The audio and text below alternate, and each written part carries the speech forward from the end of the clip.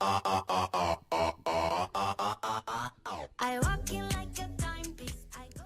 Okay, wow, doesn't she look stunning? Welcome, Danny. Thank you very much, Denise. So I know you also got to run out after here relatively quickly, but please also just give us some time before you do that, because I'm sure you're going to have loads of questions, particularly from the other millennials out here. So you describe yourself as an innovative, enthusiastic industrial engineer. That's what she studied. Who wants to use her skills to contribute to the world around you. Why did you choose to study industrial engineering? So that's a very interesting question. When you get to the age of about 16, 17, 18, and you sit with the big task of deciding, what do you want to do with your life? You know, who do you want to be? It's quite challenging at a young age, and I think Nelly touched on it as well. And I also promote gap years, not that I took one. But I think the main thing was I was struggling, you know, do I want to study CA? Do I want to study doctor or medicine? Do I want to study, you know, to become a lawyer? And my dad sat with me one day and he asked me, well, Danny, what do you want to do? And to me, it was a fairly quick answer to say, I want to change the world. You know, I want to impact the people around me. And it's hard because that doesn't have a degree attached to it. And he said, well, let's think about it. What can you study that challenges your thinking and your thought process? And what gives you the ability to understand three things? And that's essentially why I chose it. It taught me how to understand people and processes. It taught me how to understand technology and looking at the future. To me, that was something that I was very passionate about and something that I believe in. And then finally, a bit of finances, because you can't sell any idea without putting financial backing behind it. So essentially, I studied industrial engineering, and I'm proud to say that I will never, ever be an industrial engineer, ever. But it taught me how to solve problems creatively, and also then the combination of those three things. So Danny, you are passionate about exponential technology, clearly. And when you talk about it, your whole face lights up.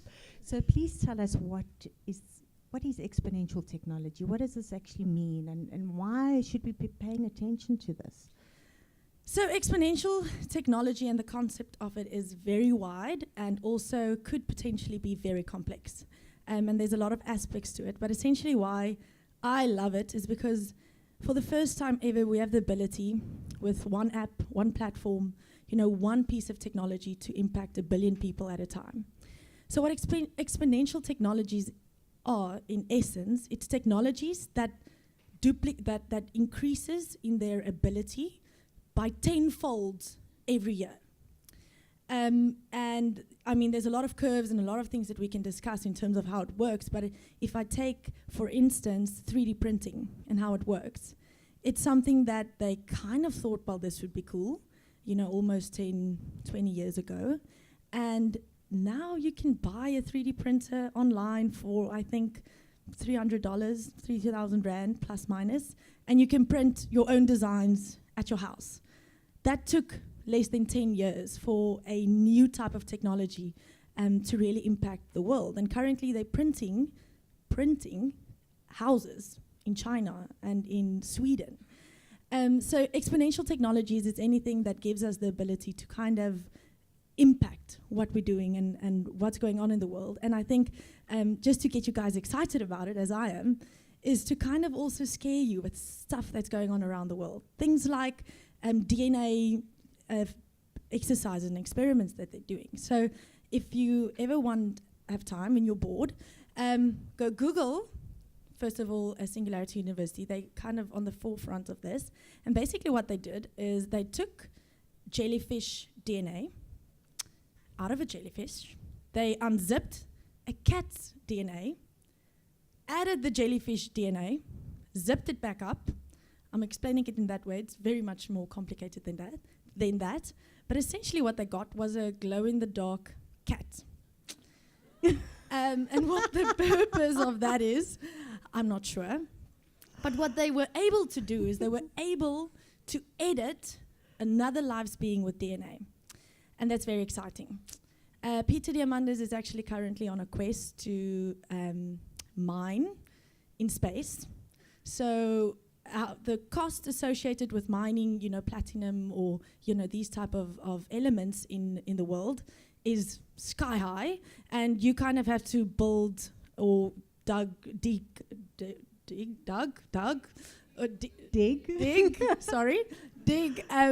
kilometers into the ground to find these elements. And he's going to mine in space with drones. And essentially, I think, I could be wrong, but it's like, a handful of what he can get in the pure element in space is like, equivalent to an entire mine. Okay, maybe not an entire mine, but I mean, for the women in us, I like to over-exaggerate, but it gives you the idea. So there's a lot of different things happening in the world with exponential technology. They also, for example, growing steaks. So they're taking DNA out of a cow and then not killing it, just taking DNA. And then essentially they are maturing, growing steaks. And I mean, if I say that to people and people are like, oh my word, I would never eat that. But then we sit in a country, Africa, where people die of hunger. We don't have the ability or the space necessarily to feed everyone in Africa or the money and the assets that we require, to farm millions and millions of cows or whatever animal. Imagine we have the ability to grow steaks with the same nutritional values. I'm not talking about hormones and all these fake foods. I'm talking about real food. And that's what excites me about exponential technology, because for the first time, we can really say we are solving the world's greatest problems through technology. So Danny, what does this mean to us when it comes to investing? And how do you see what Wealth Migrate is doing is actually really tapping into this type of technology? I think these type of technologies is exciting, but it's also hard to understand, and it touches on a lot of different aspects of our life. It gives us the opportunity, and I love the saying that Wealth Migrate have, is to say, for the first time ever, normal people can invest like millionaires. And that's exactly what Wealth Migrate is using. They're using, different type of technologies that we'll get to, but crowdfunding platform to give people like me that's starting out in a job, loving what I'm doing, but I mean, I do, like all the questions, I don't have millions of rands to buy property and invest. I don't have the time or the purpose or the passion to go, find out exactly what I need to do stock exchange, for example. Love it. It's just not my passion. But now this gives me the opportunity and the ability to take my little money and invest in a commercial property in the US. I'm not making rands, I'm making dollars. And I sit in South Africa, in a country that I love.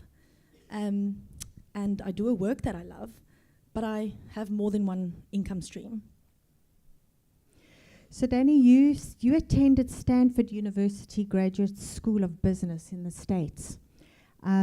What was your learnings there, and what was your experiences there that you can bring back?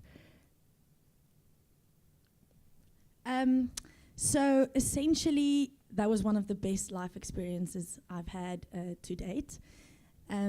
We've all heard of Stanford University and Silicon Valley, and it sounds so exciting.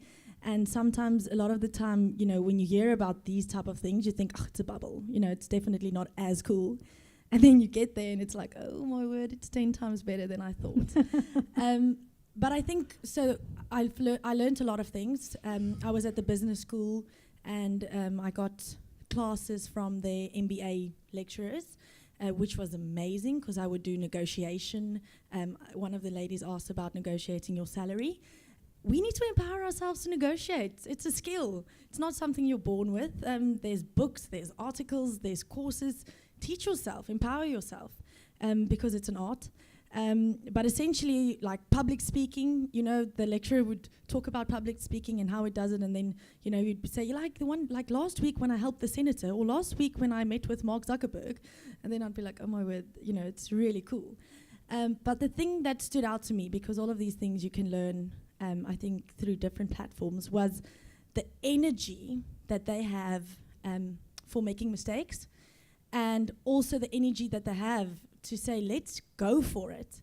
A lot of the times we get so stuck into the reality and into the negatives of what's going on in our country or in our company or in our world or in our school or wherever we are, and we don't bring the energy to say, yes, life sucks sometimes and life around us sucks sometimes, but let us be the energy. Let us come and say we are going to change the world.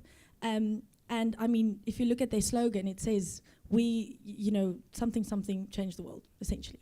And I can't remember it exactly, but that's all you need to remember. And that's what I loved about the experiences. It taught me not to say, think small, let's increase something by a percentage. No, let's go out and change the world. And change the world. Yeah. It's quite a big statement, and sometimes it's easy. People can just say, oh, let's go out and change the world. But what are we actually really doing to do that? Exactly. Danny, you talk, you mention your dad a lot. So I would like to get what has your dad taught you? And tell us a little bit more about your dad. So my dad is probably my greatest mentor. For a few reasons, and one of them is he never ever wanted me and my sisters and my family to grow up in a box. A lot of people are so determined to kind of create all these rules and guidelines and structures for their children, and he was the one to say, no, I've never had a rule in my life sitting here, ever. I've never had anyone telling me no, or just shut up, I don't want to hear what you're saying. They kind of created this environment where they said, go out and be creative. Come home dirty, with your feet dirty. Play, challenge things, break things, climb a tree. Yes, sometimes I broke my leg, but he never, but those are the things that you remember, because essentially what he taught me was, he taught me to take ownership of my life. Life's not going to come on a platter. You need to go out and decide what you want to do, and you need to take it, work for it. And then he also taught me to be creative and to challenge every single thing people say to me, which sometimes is challenging because it's not always good. But it's good to say, I'm not just going to say yes. Yes, you say 1 + 1 is 2, but why? Why is it 2? And then the last thing was, he gave me the confidence to speak up. He, from a very young age, spoke to me about his business, his real life business. Hilda spoke about it, taking her children to meetings. I cannot tell you how much that means to a child, just to start learning and actually hearing their opinion. I mean, I would have had to study for economics in grade 8. And I'd be like, oh, Dad, I hate it, or whatever it's studying. And he'd sit with me and he said, okay, let's talk about my business. These are the decisions that I have to make today. What do you think? And he empowered me not to just keep me busy. He really listened to what I had to say. And then that also gave me the confidence to not be afraid. I'm not afraid of money. I'm not afraid of making big choices. I'm not afraid of my CEO, A lot of people are so afraid of authority and position that they are afraid to speak up. And if I can leave all the young people and all the people, anyone in the room, to say, don't be afraid to make mistakes and don't be afraid to speak up. Authority and position is important for structure. It's important to run a company. But that person is still a person. That person still makes mistake, and that person still has one way of thinking. The best thing you can do for your company, for your family, is to speak up and be okay with sometimes being wrong, and be open to the opinions when you're wrong and listen to them. But don't be afraid to speak up. Thank you, Danny. Yeah.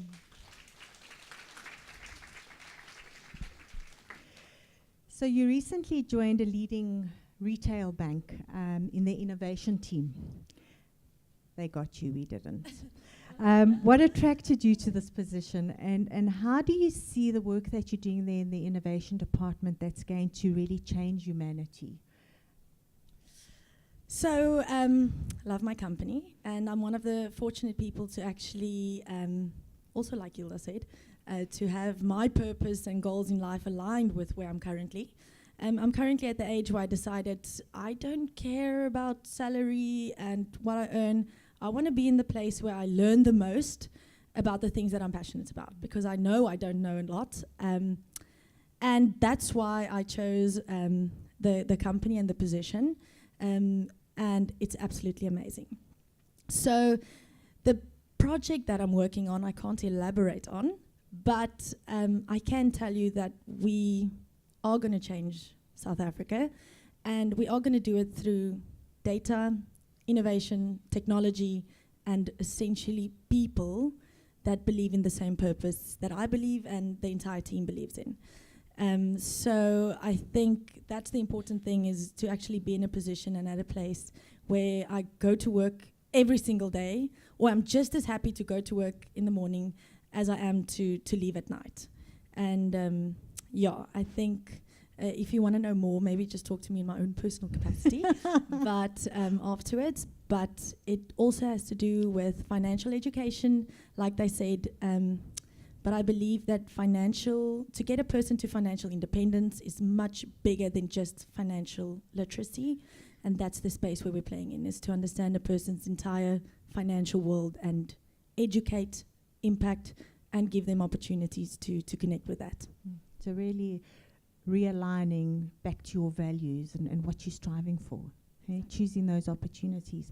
So the new buzzwords, cryptocurrency and blockchain, what does this mean? Can you give us a very high-level overview? So, yes.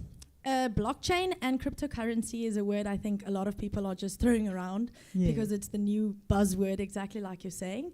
And it's very complex. I know people, and I've met people that are the best coders in terms of blockchain technology in the world. And I think there's not a lot of people that understands exactly how it works and understands exactly what you can do with it. But for this discussion, I'm going to try and make it as simple as possible to give you guys the fundamentals. So the first thing you need to understand is, and I'm sorry for those in the room that might know a lot. So the first thing you need to understand is cryptocurrency is just a means or a way in which blockchain is applied and used. So I'm going to start with blockchain and then I'll get to cryptocurrency. So what blockchain means, it's a way in which the technology works. So essentially, I'm going to explain it to tell you how a bank works. So what a bank does is a bank has a centralized ledger / register, if I can call it that. And then what happens is the bank owns these documents, and they essentially say, Danielle Bezuidenhout has this amount of money in her bank account. And then when I pay someone, they go through the process of actually, deducting the money from my account and then taking it through entire process and, paying another person in the same bank or moving the money to another bank before the money gets to the person. If I take money overseas, for example, what happens is I tell my bank I want to take money to the US. So they have a string of relationship with other banks, and they take my money, they move it to another bank, who moves it to another bank, who moves it to the bank in the US, and then, I can use it there or whatever. So what blockchain does is they decentralize this ledger. So they make this ledger public. So every single transaction that I would make on a blockchain would actually be public information, but it keeps me anonymous. So no one will ever know it's me that did it, but they will see the transaction in the network of computers. So what that does is every 7 minutes, it's about 7 minutes, all the transactions that happened in the past 7 minutes gets blocked in, And this information, so that says in this block, it would say, Danielle has this amount of money, or spent this amount of money, or has a car. And then this block get grouped, encrypted, which means no one can change this information. And this message gets sent to 6 million plus other computers in the network. And then this ledger of information that used to sit in a centralized bank or, at a lawyer or whoever gets actually shared across a network of 6 million computers. So to those of you that it still doesn't make a lot of sense, because I know even to me, it's quite daunting. The most important thing that you need to understand, this is now the technology at the back. What this means is it creates the ability to take a person and add an asset or a value to that person that no one can change unless the person gives the permission, like selling it to another person.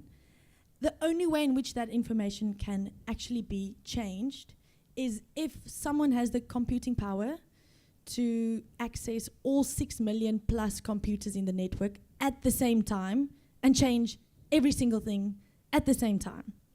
Because if I add a new transaction to this process, this transaction gets authorized by all 6 million computers, or I think it's about 50% of all computers in the network. And then once all of them authorizes it, then only it happens.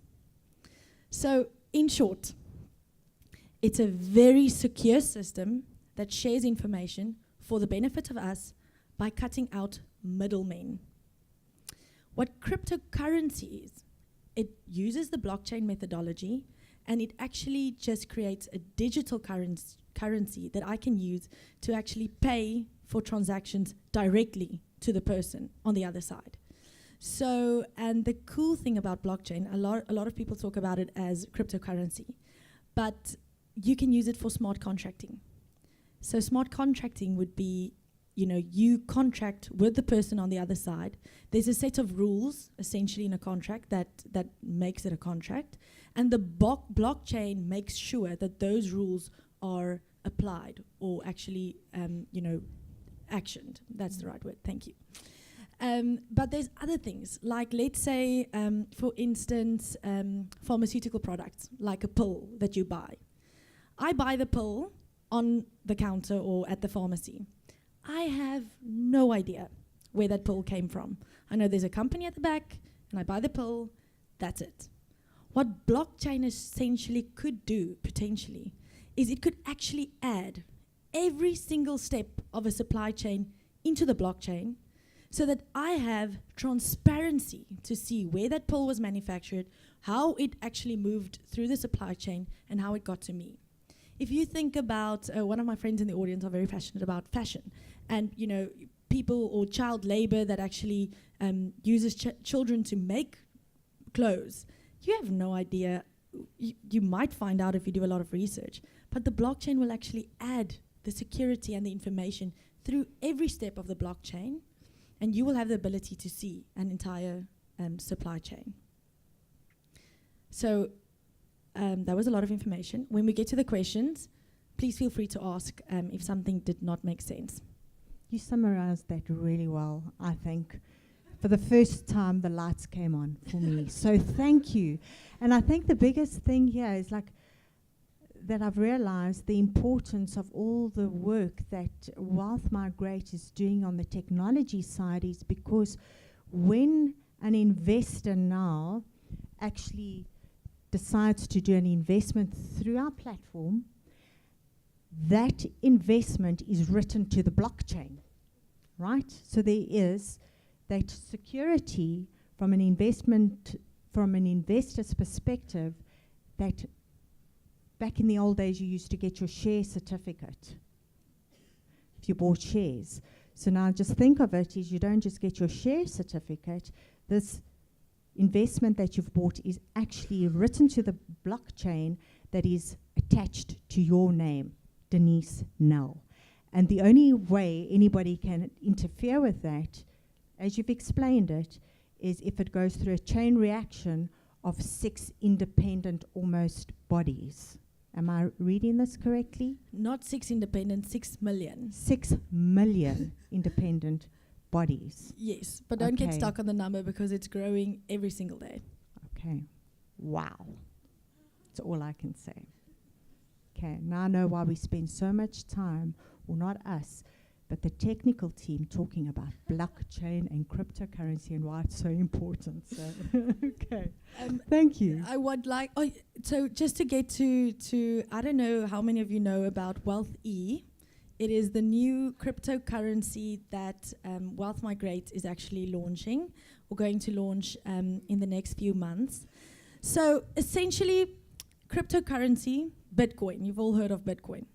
Bitcoin is backed by supply and demand, and then also is backed by this consensus of a network. That's why people buy Bitcoin. Or not why, but let's say that's what it's backed by.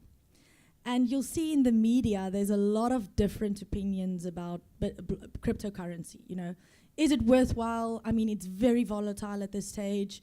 When you look at its graphs, a lot of people are making a lot of money. Some people have lost a lot of money.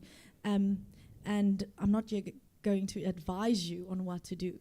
But what I can say, and that's to emphasize what Wealth Migrate is, in my perspective, doing right, is they are actually creating a cryptocurrency that's not just backed by supply and demand and a consensus of a network.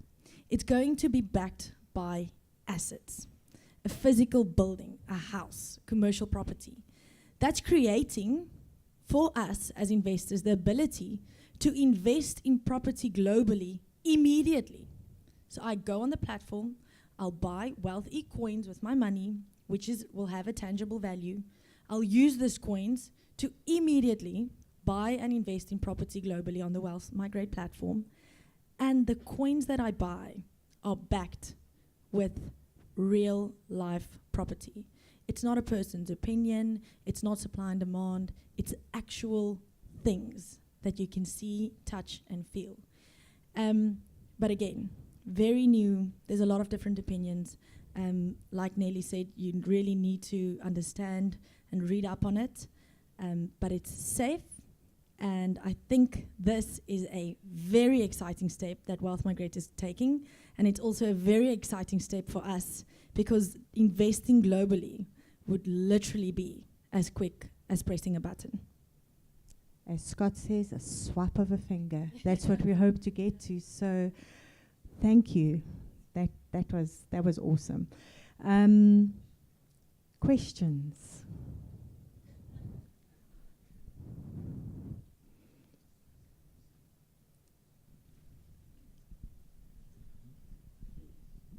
Yes, I just have one question. How do you determine the value of a WealthE coin if it's going to be attached to property? Does it work on the same concept of the other cryptocurrency coins, or how does it work? So a bit of good question, really good question, bit of a complex question. So high level, ICO is initial coin offering. So that's basically like crowdfunding the value of a company. So they would determine that in the US by using blockchain, Ethereum, etc. So that's going to be a bit of a high level, and then you invest in the coins. But essentially, they will then create a model which will be linked to the actual property. So I am definitely not equipped to answer what exactly Wealth Migrate is going to do. So I think that's a good question, ask it. Just ask it to their technical team. Sorry.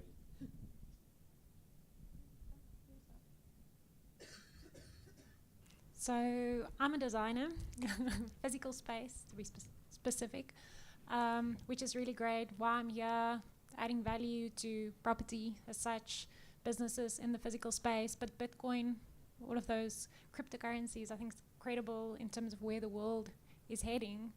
So my question to you is, recently China banned the trading of currencies. How does that impact all of this, in your opinion? So Someone actually, so I'm on these cryptocurrency groups. I know it sounds terribly nerdy, but someone posted this quote to say, whenever China goes out of an industry, that's when you invest. But again, different opinions. China has a certain type of market and a certain type of economy.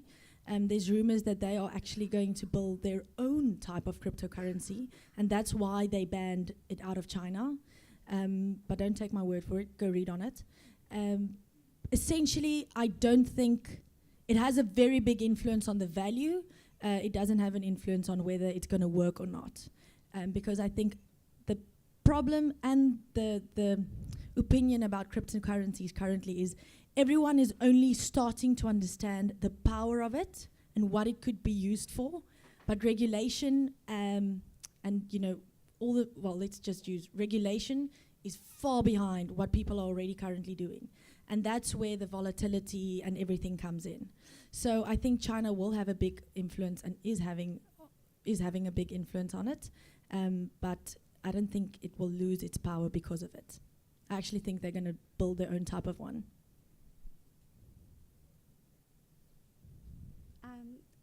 Like with Bitcoin, the big thing is how does it get taxed? And nobody answers that.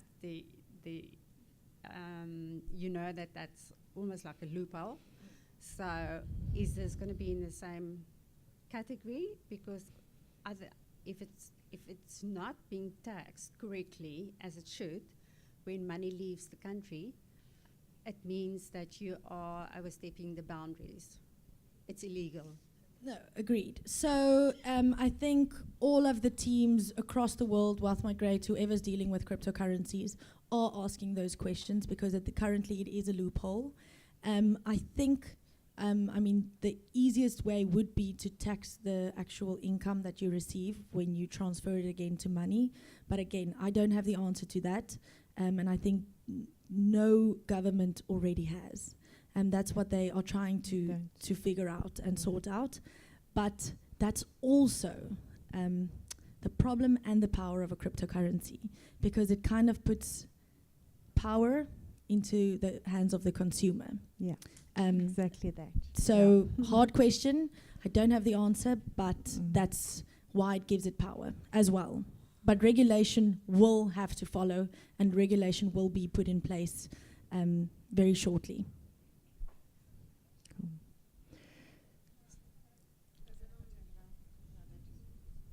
Hello. Okay, we're back. Thank you so much for your talk. I understand it so much better now. My question is, as a 20-year-old wanting to invest, my dad's on my case since I was like 5, saying, Kasia, invest, and he's juggling cryptocurrencies, altcoins, and then he's juggling the real estate at the same time. What would you, will cryptocurrencies, will it stabilize again after this whole China thing? What would you recommend?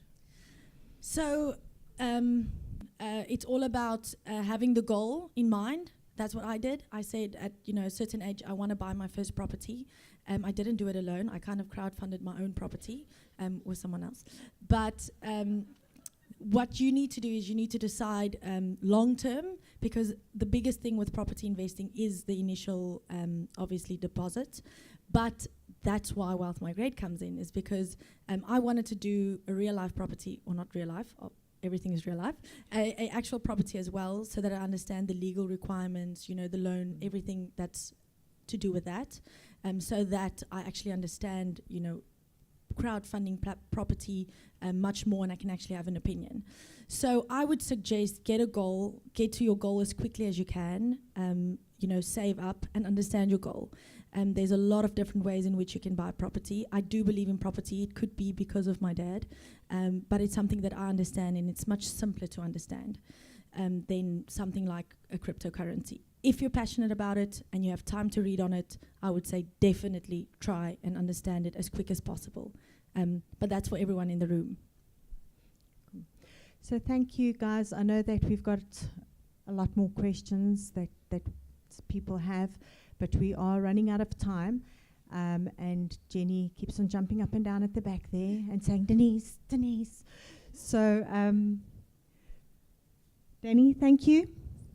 I think that was very informative for me. I don't know about how you guys feel. And please speak to Danny afterwards if you've got any further questions. Thank you, Danny. Thank you very much. Sure.